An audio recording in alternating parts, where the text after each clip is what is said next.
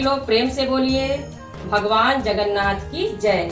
चलिए शुरू करते हैं भगवान जगन्नाथ की कथा यानी कहानी। बहुत समय पहले की बात है। जगन्नाथपुरी में कर्माबाई नाम की एक अत्यंत सरल और भोली महिला रहती थी। वे भगवान जगन्नाथ को सृष्टि के स्वामी के रूप में नहीं बल्कि अपने घर के एक छोटे बच्चे यानी बाल गोपाल के रूप में देखती थी। उनका भाव पूरी तरह से एक माँ का था, पिता की सीख और कर्माबाई का भोलापन। एक बार कर्माबाई के पिता किसी लंबी तीर्थ यात्रा पर जाने लगे। जाते समय उन्होंने घर के ठाकुर जी यानी भगवान जगन्नाथ की मूर्ति की सेवा कर्माबाई को सौंप दी। उन्होंने चलते चलते कहा, बेटी रोज सुबह उठकर सबसे पहले ठाकुर जी को भोग लगाना, उसके बाद ही कुछ खाना। भगवान को कभी भूखा मत रखना।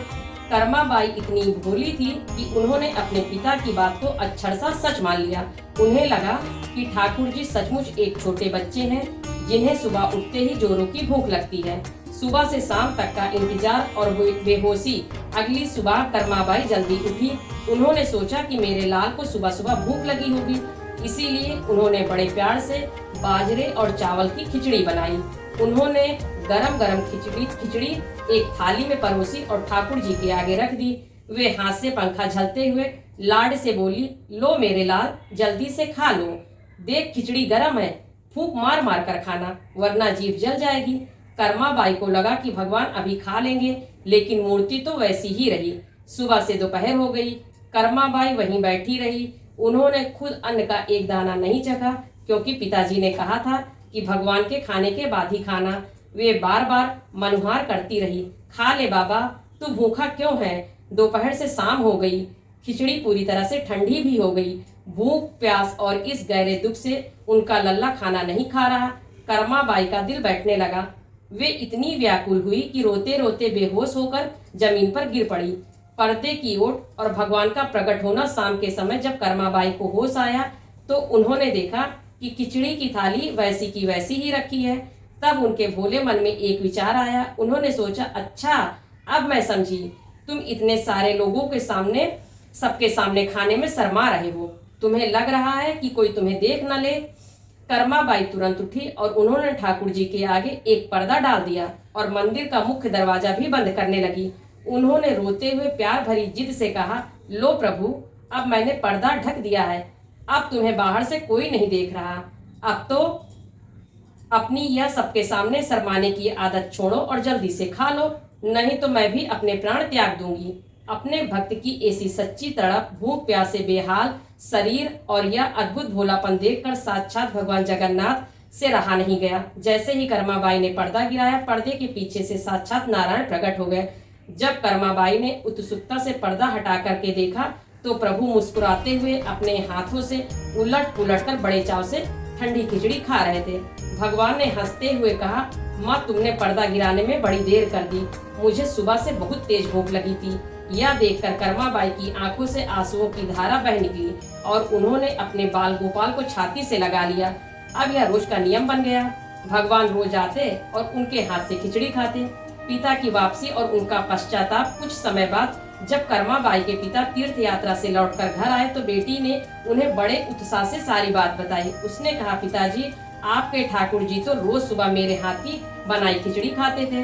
जब पिता ने यह सुना तो वे साक्षात भगवान के प्रेम को देखकर गदगद हो गए। उनकी आंखों में आंसू आ गए और वे ठाकुर जी के सामने हाथ जोड़कर रोते हुए बोले, हे प्रभु, मैं आपको पाने के लिए गली गली भटकता रहा, दर दर ढूंढता रहा, तीर्थों की यात्रा करता रहा और आप यहाँ मेरे ही घर में मेरी बेटी के हाथों से खिचड़ी खा रहे थे। वाह प्रभु, तेरी लीला तो अपरंपार है। इसके बाद पिताजी ने कर्माबाई से कहा, बेटी, तुम्हारी भक्ति मुझसे कहीं बड़ी और सच्ची है। आज से इस घर में तुम ही ठाकुर जी की पूजा और भोग सेवा करोगी। पंडित जी का आना और नियमों का बंधन। कुछ समय बाद एक कर्मकांडी पंडित जी कर्माबाई के घर आए। उन्होंने देखा कि कर्माबाई बिना स्नान किए, बिना शुद्ध वस्त्र बदले सीधे भगवान को भोग लगा देती। पंडित जी उन्हें यह डांटते हुए कहे, अरे मूर्ख स्त्री, यह तुम क्या अनर्थ कर रही हो? भगवान की पूजा के कड़े नियम होते हैं। पहले उठकर स्नान करो, पवित्र वस्त्र पहनो, मंत्र पढ़ो, फिर पूरी शुद्धता से भोग लगाओ। कर्माबाई डर गई। अगले दिन उन्होंने पंडित जी के कहे अनुसार सारे नियमों का पालन करना शुरू कर दिया। स्नान करने, शुद्ध होने और विधि विधान से पूजा का थाल सजाने में काफी देर हो गई। भगवान की व्याकुलता और आंखों में आंसू। उधर जगन्नाथपुरी के मुख्य मंदिर में सुबह के भोग का समय हो गया, लेकिन भगवान का मन तो कर्माबाई की खिचड़ी में अटका था। जब बहुत देर हो गई तो भगवान व्याकुल हो गए। जब सुबह मंदिर के पट खोले गए तो पुजारियों ने देखा कि भगवान जगन्नाथ की मूर्ति की आंखों में आंसू हैं और उनके मुख पर खिचड़ी के दाने लगे हुए हैं। भगवान ने मुख्य पुजारी को स्वप्न में कहा, मेरा एक भक्त मुझे नियमों में बांध रहा है, लेकिन मेरी माँ कर्माबाई मुझे केवल प्रेम से खिलाती थी। उसके नियमों के चक्कर में आज मैं भूखा हूँ। मुझे कोई नियम कायदे नहीं चाहिए, मुझे सिर्फ कर्माबाई के हाथ का प्रेम भरा भोजन चाहिए। जब पंडित जी और मंदिर के पुजारियों को इस बात का पता चला तो वे कर्माबाई के पैरों में गिर पड़े। उन्हें समझ में आ गया कि भगवान विधि विधान के नहीं बल्कि सच्चे भाव के भूखे हैं। कर्माबाई का अंतिम समय और प्रभु की पुकार। समय बीतता गया और कर्माबाई वृद्ध हो गई। एक दिन कर्माबाई बहुत बीमार पड़ गई और उनका शरीर शांत हो गया। अगली सुबह जब हमेशा की तरह भगवान जगन्नाथ कर्माबाई के घर खिचड़ी खाने पहुंचे तो उन्हें घर का दरवाजा बंद दिखा। भगवान बाहर खड़े हो गए और बार बार अपनी माँ को पुकारने लगे, माँ दरवाजा खोलो, मुझे बहुत भूख लगी है, मुझे खिचड़ी खानी है। लेकिन अंदर से कोई जवाब नहीं आया। काफी देर पुकारने के बाद जब दरवाजा नहीं खुला तो अंतर्यामी प्रभु सब समझ गए। अपनी परम भक्त के जाने के दुख में भगवान की आंखों से आंसुओं की धारा बह निकली। भगवान व्याकुल होकर वापस मुख्य मंदिर लौटे। उन्होंने मंदिर के मुख्य पुजारी से रोते हुए अपने मन की व्यथा बताई कि आज उनकी माँ कर्माबाई इस संसार से चली गई और वे भूखे रह गए। आज भी जीवंत है यह प्रथा। भगवान ने पुजारियों से कहा, भले ही मेरी माँ कर्माबाई अब इस संसार में नहीं है, लेकिन मैं उनके हाथ की खिचड़ी का स्वाद कभी नहीं भूल सकता। तभी से जगन्नाथपुरी में मंदिर में यह प्रथा शुरू हो गई। आज भी पुरी के जगन्नाथ मंदिर में सुबह के समय सबसे पहले भगवान को कर्माबाई की खिचड़ी, जिसे कि पोदा पीठा या बाल भोग भी कहते हैं, का ही प्रसाद चढ़ाया जाता है। यह इस बात का अमर प्रमाण है कि भगवान आज भी अपनी उस परम भक्त के प्रेम और उसकी लाड भरी जिद को निभा रहे हैं।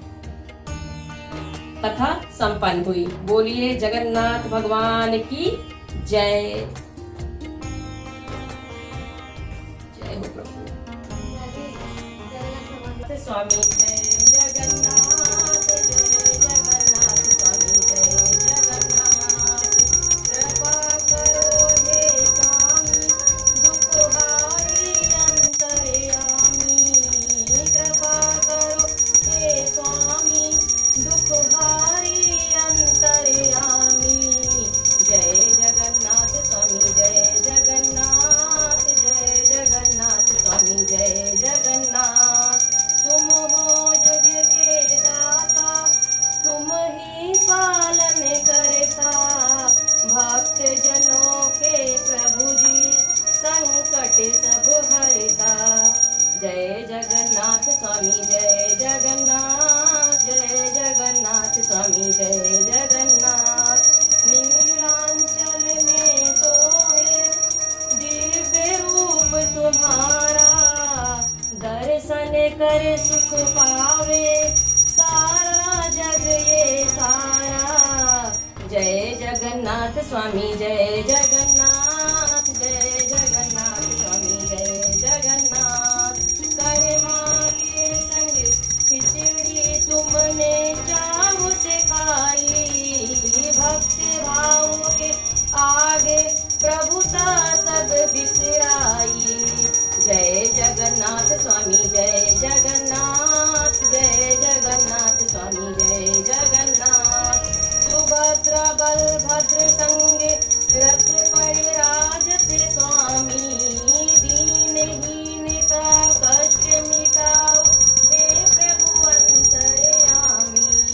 जय जगन्नाथ स्वामी जय जगन्नाथ, जय जगन्नाथ स्वामी जय जगन्नाथ। जो जन तुमको ध्यावे श्रद्धा भक्ति लगा कर, पावे मोक्ष का धामा सब कुछ पावे पाकर।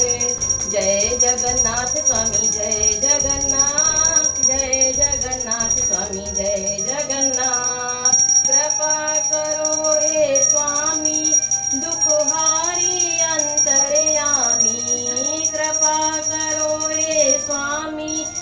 को